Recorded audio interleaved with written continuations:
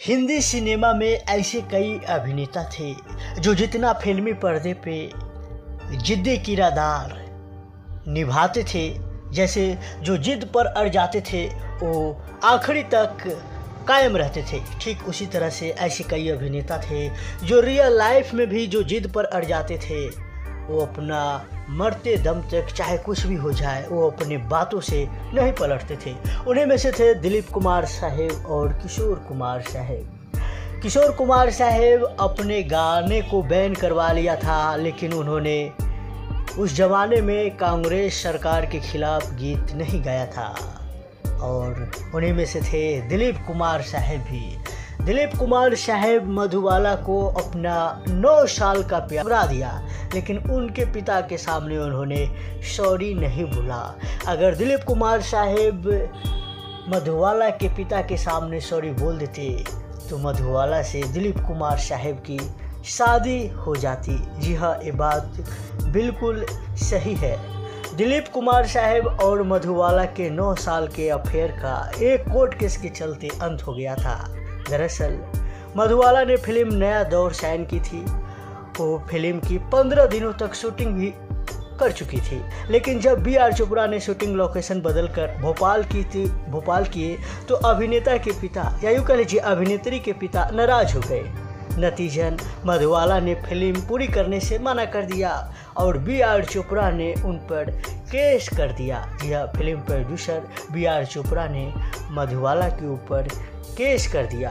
मधुबाला अपने पिता के निर्णय के साथ खड़ी रही, लेकिन दिलीप कुमार ने उनके खिलाफ गवाही दे दी, जिसके उनके रिश्तों में करवाहट आ गई। मधुबाला की बहन मधुर भूषण ने ई टाइम्स को एक इंटरव्यू में बताया था कि दिलीप कुमार साहब उनकी बहन से शादी कर लेती अगर दिलीप कुमार साहब सिर्फ उनके पिता के सामने एक बार सॉरी कह देते।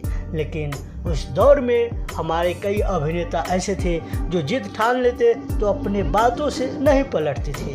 जैसा कि हमने आपको पहले बता दिया कि किशोर कुमार साहब अपने गानों को बैन करवा लिए। अपने इंडिया में ही उनका गाना बैन हो गया था, लेकिन वो कांग्रेस सरकार के खिलाफ गीत नहीं गाए थे। और उन्हीं में से दिलीप कुमार साहब भी थे। अपने 9 सालों का प्यार ठुकरा दिया, लेकिन मधुबाला के पिता के सामने सॉरी नहीं बोला। हालांकि अभिनेत्री मधुबाला ने कई बार दिलीप कुमार साहब को समझाए भी थे कि उनके रिश्ते के खातिर माफ़ी मांग ले, लेकिन उसके लिए तैयार नहीं हुए।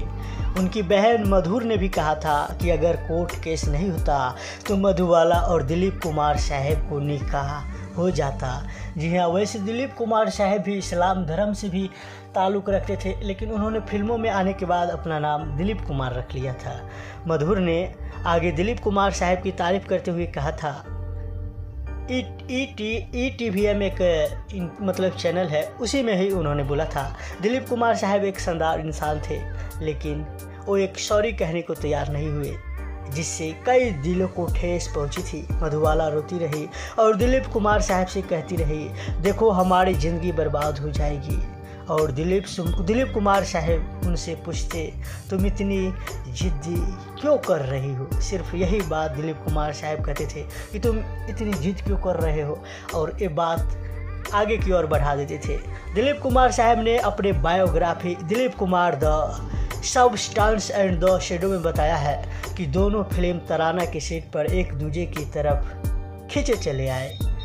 इसे फिल्म के दौरान इन दोनों का प्यार हुआ। इसके बाद उन्होंने कल्ट क्लासिक फिल्म मुगल आजम साइन की। वो मधुबाला के चरम से अभिभूत थी और बहुत खुश थी कि उन्हें फिल्म में प्रेमी प्रेमिका का रोल निभाने का मौका मिला। बाद में मधुबाला ने सिंगर किशोर कुमार साहब से शादी कर ली, जबकि दिलीप कुमार साहब ने शायरा बन्नो का साथ पकड़ लिया। खैर, वैसे आखिरी समय में किशोर कुमार साहब भी मधुबाला का साथ छोड़ दिया था।